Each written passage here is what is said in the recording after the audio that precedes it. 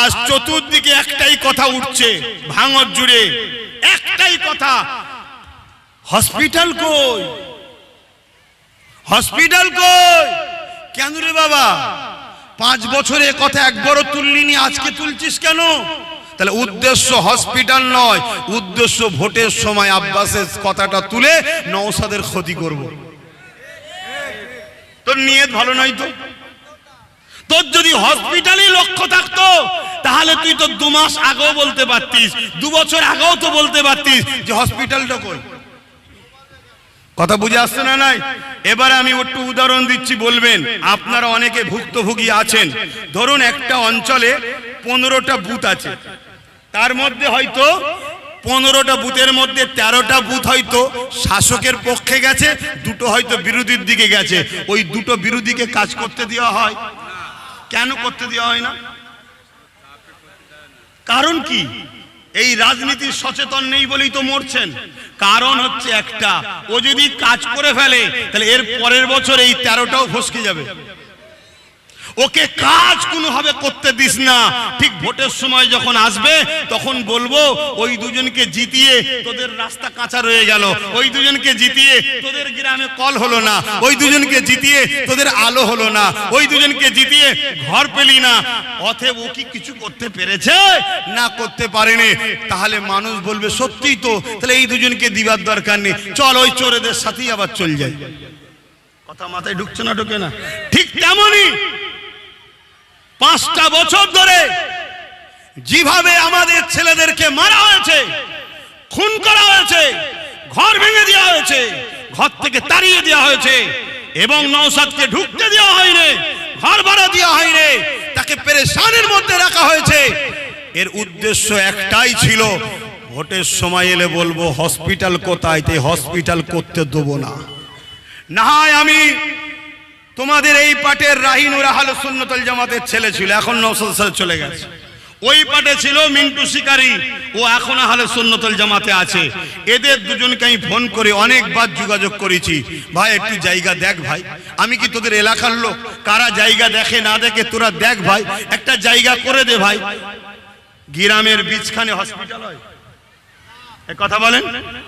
Hospital করতে গেলে একটা ভালো রোড থাকে, যোগাযোগ ব্যবস্থা দরকার, যাতে সবাই আসতে পারে, ইমার্জেন্সি আসতে পারে, অ্যাম্বুলেন্স যেতে পারে, প্রয়োজন আছে না নাই? তাই আমি খটকপুকুর থেকে শুরু করে এই যে রাস্তাটা গেছে এই রাস্তার ধারে বলেছি, বাসন্তী হাই রোডের ধারে বলেছি, এই খালপাড়ের ধারেও বলেছি যে ভাই দেখ। ওরা আমাকে বললো ভাই একটা কথা চলছে, কিছুদিন পরে বলছে ভাই তারা পিছিয়ে যাচ্ছে। কেন রে? কেন? বলছে চাপ আছে, বলছে ভয় দেখাচ্ছে, সব নিয়ে নেবে বলছে। এরকম দ্বারা অনেক কবার ওরা বলেছে। ওরা দুজনও যদি আজকে কথাকে অস্বীকার করে ওরা পার পাবে না, কেন আমার ফোনে অটো কল আছে রেকর্ড করা, এ কথা মাথায় ঢুকছে, সব প্রুফ আছে। তাহলে সেই জায়গায় বলুন, যদি আমাকে জায়গা না দেয় কেউ সাহস করে, তাহলে আমি কি করে করব? কথা বুঝছেন না? বোঝেন না? দ্বিতীয় নম্বর, 3 নম্বর কথা, আমার কথা শুনছেন? একটু ধৈর্য ধরে শুনবেন তো। 3 নম্বর কথা, কোন বাপ ধরুন, কোন ভাই ধরুন, তার ভাইকে বলল যে তোকে ঈদের সময় আমি জামা কাপড় কিনে দেবো, কি একটা গাড়ি কিনে দেবো, মোটরসাইকেল। এখন ঈদ আসার আগে ধরুন ওই ভাইটা যাকে কিনে দেবে বলেছিল, ছোট ভাইটা হয়তো বিরাট বড় বিমারে পড়ে গেল, বাইকের দাম 1 লাখ, ওর পিছনে খরচ করতে হয়েছে 5 লাখ বিমা সারাতে গিয়ে। ঈদের সময় বাইক কিনে দিতে পারলো না, কেন? 5 লাখ খরচ হয়ে গেছে, অর্থ নাই। এখন যদি ওই ভাইটা বলে যে আপনার কথার দাম নেই, আপনি আমাকে ঈদে বাইক কিনে দেবেন বলেছিলেন, এটা কি বলা মানবতা হবে? কেন? তোকে পিছনে 1 লাখের বাইকের জায়গায় 5 লাখ খরচ করেছি রে। তাহলে হয়তো একটা হসপিটাল করতে যা খরচ হতো তার থেকে বেশি কেস কামারি মানুষের পিছনে খরচ করতে হয়েছে বাংলা জুড়ে আমাকে। কেন? আমার ভালোবাসা এরা নেমেছিল। কেউ যদি 2 টাকা দিয়ে থাকে আমি 200 টাকা তার পিছনে খরচ করেছি। কথা শুনছেন? তারপরেও বলছি, সুযোগটা পেলাম কখন বলুন তো? 1.5 বছর শুধু ঘর ছাড়া, জামিন করা, ঘরে ঢুকানো, করতে করতে তার 6 মাস পরেই পঞ্চায়েত ভোট, 3টে 4টে মার্ডার, আবার ঘর ছাড়া, আবার কেস কামারি, ওই করতে করতে আবার চলে এলো লোকসভা ভোট, লোকসভার পরে আবার জুলুম অত্যাচার, তারপরে চলে এলো ওয়াকফ আন্দোলন, এসআইআর আন্দোলন। সময়টা কখন পেলাম? কথা শুনছেন তো ভাই? এরপরেও বলছি, যদি জায়গা না পায় আমি করবোটা কোথায়? মাথার উপরে কারো? আর উদ্দেশ্যটা যে এত চক্রান্ত এদের ছিল, আমি আজকে দুঃখিত। আমি ভাবতে পারিনি যে এরা মানুষের স্বাস্থ্য নিয়েও রাজনীতি করবে, একটা মানুষের উপকার হবে, কিন্তু এরা এদের রাজনীতি রুটি শাখার স্বার্থে যে জায়গা দিতে গেছে তাকেই হুমকি দিয়েছে। কোন এক বন্ধু আপনার এলাকায় বলছে আমার নাকি 5 বিঘে 6 বিঘে 7 বিঘে জায়গা আছে, দেবেন বলছেন, আমি ওয়েলকাম জানাচ্ছি, আপনি আসুন না, আপনি যদি সত্যিই দিতে চান আসুন, কিন্তু বাইরে দিয়ে মানুষকে বিভ্রান্তি করবেন না। আপনি আসুন, প্রকাশ্য এতগুলো লোকের সামনে বলে যাচ্ছে, আপনি আসুন, আসুন, আপনাকে আমি পাশে নেবো, আপনার পাশে আমি থাকবো, হসপিটাল হবে কি হবে না আপনি আমি বসে আলোচনা করবো, আসুন। কিন্তু আপনার যখন এতই সৎ ইচ্ছা ছিল, এখন আপনি বাইরে দিয়ে বলছেন কেন? ফুরফুরা শরীফ একবার গিয়ে বলতে পারলেন না যে আমার জায়গা আছে, আপনি জায়গা পান না, আমি দেবো? আপনি সমাজের মানুষকে দেখাচ্ছেন যে আব্বাস সিদ্দিকী এর আগে জায়গা পাইনি বলছে, এই তো আমি জায়গা দেবো বলছি, তাহলে আব্বাস সিদ্দিকী মিথ্যা বলছে, এটাই প্রমাণ করতে চাইছেন। দেখুন, যে যে কোয়ালিটির সে সেই কোয়ালিটির, যার মিথ্যা বলা অভ্যাস আছে সে আমাকে মিথ্যুক মনে করাটা স্বাভাবিক, আর যার সত্য বলা অভ্যাস আছে সে আমসে কম এই নবী বংশের আওলাদটার উপরে ভরসা করবে। আর এই 5টা বছরের মধ্যে আপনি খেয়াল করুন, নলেজশ্রীতে 3টে বড় বড় বিল্ডিং এর কাজ তৈরি করেছেন, তাহলে ওখানে 2টো করে একটা এখানে করতে পারতাম না? আরেকটা কথা বলে যাচ্ছি, যখন আমার বিষয়ে কথা উঠেছে তাহলে আমার একটু এটা দরকার তো নাকি? আমার একটু তোলা দরকার তো। আমি বলেছিলাম কোথায় এ কথাটা? ভোজেরহাট মাঠে।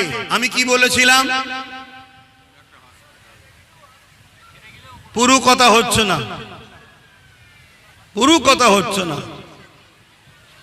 আমি বলেছিলাম ভাঙর ও ক্যানিং যদি আল্লাহ জিতায়, আমি হসপিটাল করব সুলতান আসগর আলী হুজুরের নামে।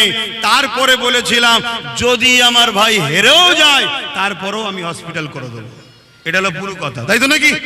তারপরের দিনে রাজ্যের সিএম, যার হাতে পুরো রাজ্য, যার হাতে সাগর, টাকার সাগর, মানুষের ট্যাক্সের টাকা, দেশের টাকা, জনগণের টাকা, যার হাতে পুলিশ, যার হাতে গুন্ডা, যার হাতে সবকিছু, সে তো তার পরের দিন এসে বলেছিল ভাঙরে একটা হসপিটাল করার আমারও শখ। 3বার টেন্ডার হয়েছে, বলেছে না বলেন? কই তাকে কবার জিজ্ঞেস করেছেন ও দিদি হসপিটাল কই? তাহলে এই 18 তারিখে যখন আসবে একবার জিজ্ঞেস করা দরকার আছে না নাই? যে ভাইটা নওশাদকে জিজ্ঞেস করলো হসপিটাল কই, তুমি যদি সত্যি হসপিটাল দরদি হও ওই দিন মমতার মিটিং এ গিয়ে একবার বলো ও দিদি হসপিটালটা কই। তোমার গায়ে চামড়া থাকবে কি দেখে লিও তো। কিন্তু আমরা ও লাইনের লোক নয়, আমরা জুলুম করব না। হ্যাঁ, ওর বলার অধিকার আছে, আমি বলে গেছি যখন বলবে না, কিন্তু আমাকে বলছি তো আমি কি জন্য করতে পারিনি সেটা তো আমি বলছি, শুনছেন? তারপরে এই ভাঙরে 2টো হসপিটাল আছে না নাই? 2টো হসপিটাল ভালো দিকে না খারাপ দিকে? ভাঙরের বেশিরভাগ মানুষকে কলকাতায় যেতে হয় না, হয় না? তাহলে ওই 2টোকেও তো সারাবার ক্ষমতা রাজ্য সরকারের হয়নি। 15 বছর যে ক্ষমতায় বসে আছে, কয়েক লক্ষ মিলিয়ন কোটি টাকা যার হাতে আছে, পুলিশ তার, সব তার। এই ভাঙরে যদি নওশাদের জায়গায় অন্য কেউ এমএলএ হতো, এই ভাঙরকে এয়ারপোর্টের নামে সই করে একদিন দখল করে সব ঘর বাড়ি ভেঙে দখল করলে হতো। তা তোমার যখন জায়গাও আছে, তা তোমার মমতা হসপিটাল করলো না কেন একবার জিজ্ঞেস করেছো কি তুমি? আচ্ছা আব্বাস সিদ্দিকী করেন, তোমার বলার অধিকার আছে, আমি বলছি তো অধিকার আছে, আমি সাফাইওটা দিয়েছি কেন করতে পারিনি। কিন্তু রাজ্য সরকারকে কখনো জিজ্ঞেস করেছো 10,000 মাদ্রাসা গেল কোথায়? একটু বলবেন তো। রাজ্য সরকারকে কখনো জিজ্ঞেস করেছো ফুরফুরা শরীফের উন্নয়ন কি বলে পর্যটক কেন্দ্র গেল কোথায়? রাজ্য সরকারকে জিজ্ঞেস করেছো তুমি বলেছিলে ভাঙড়ে হিমঘর করব, সেই হিমঘরটা গেল কোথায়? কখনো জিজ্ঞেস করেছিলে যে ভাঙড়ের মানুষ তাদের বুক চিরে দিয়েছে, সাহেবরা হাঁকবে ভাঙড়ের বুকের ওপর দিয়ে যাবে, সাহেবরা মুদবে কলকাতায় ভাঙড়ের বুকের ওপর দিয়ে যাবে, ভাঙড়ের লোকেরা বুক চিরে দিয়েছে, হাজার হাজার মশার আক্রান্তে বছরে ছেলেরা রোগ হচ্ছে কেন?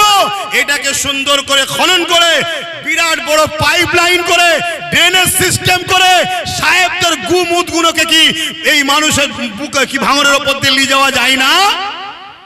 কথা বুঝে আসছে না? কেন তোমার হাতে তো পুরো রাজ্য, করতে পারতো না? পারতো নি? আরে কথা বলছেন না কেন?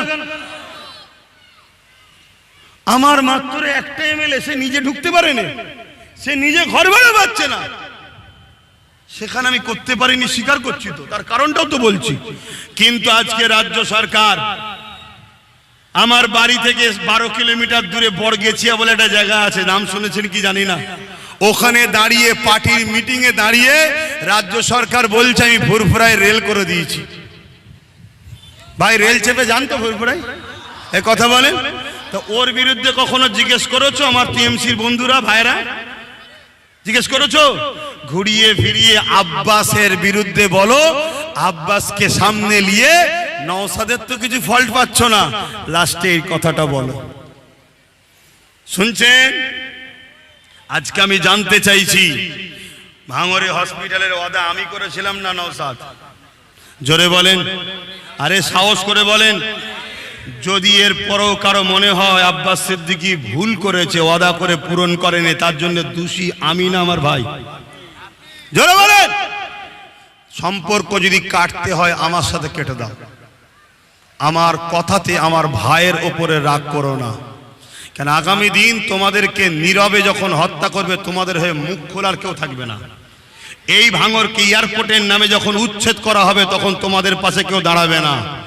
ও তো বেঈমান, ও শয়তান, জাহান্নামের কুকুর, ও তো সই করে দিয়ে 200-500 কোটি টাকা কেটে পড়বে, তোমার কি হবে? ওর বাড়িতে এখানে নয়। আর যদি বলে নওশাদের বাড়িতে এখানে নয়, নওশাদের বাড়ি এখানে নাও হতে পারে, এখানে প্রত্যেকটা বাড়ির সঙ্গে নওশাদের ইমানের সম্পর্ক আছে।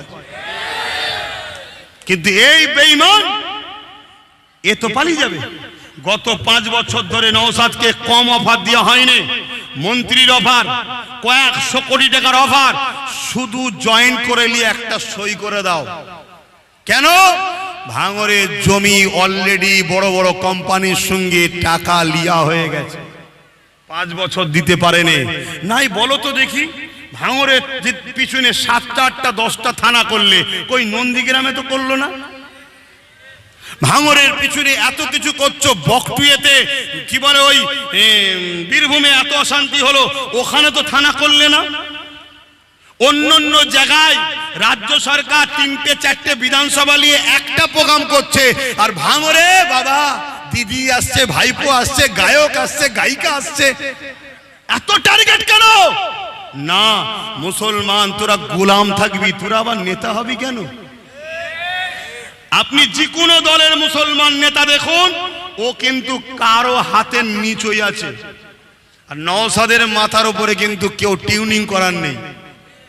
এই যে স্বাধীনভাবে একটা ছেলে উঠছে, এটাকে কিন্তু মেনে নিতে পারছে না। তবে হ্যাঁ, লাখো কোটি হিন্দু, আদিবাসী, এসসি, এসটি, মুসলমান পুরো বাংলা জুড়ে এখন সবাই নওশাদ নওশাদ করে পাগল।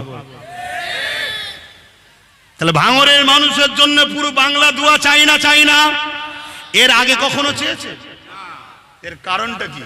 কেন ভাঙড়ের মানুষ পুরো বাংলা যার মুখে যাদের দিকে তাকিয়ে আছে, সেই ঘরের ছেলেকে আপন করে নিয়েছে।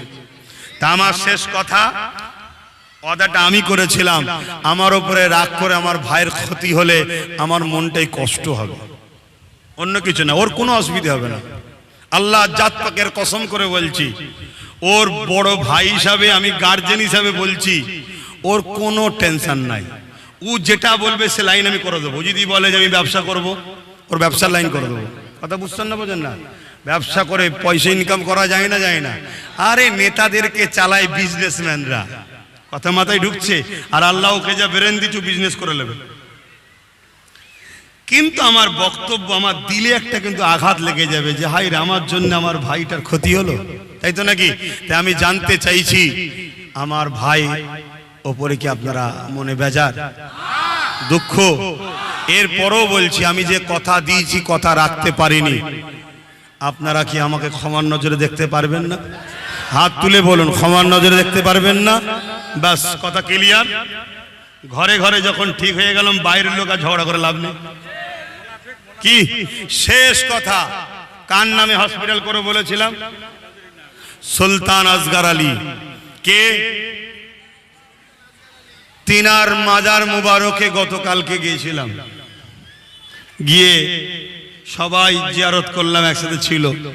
হুজুরকে আমি জানালা ধরে হুজুরকে বলে এসেছি, হুজুর আমার শখ ছিল আপনার নামে একটা হসপিটাল করব, কিন্তু আমি পারিনি, আপনি আমাকে আল্লাহর রাস্তায় মাফ করে দেবেন। আমি হুজুরকে বলে এসেছি।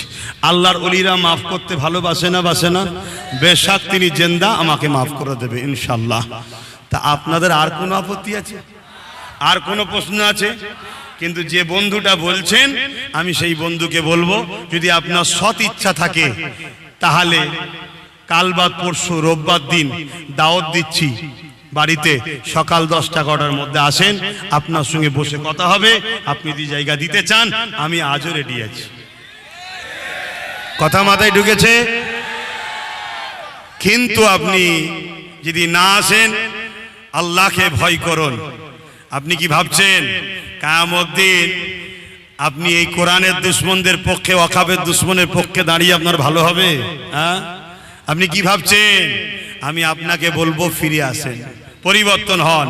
আজকের এজিদদের সঙ্গে থাকবেন না, হোসাইনির গোলামের সাথে চলে আসেন, আমাদের দিকে আসেন। কথা বুঝে আসছে? কিন্তু দুঃখের সাথে আর বলতে পারছি না, কেন আমার অন্য জায়গায় টাইম দেওয়া আছে।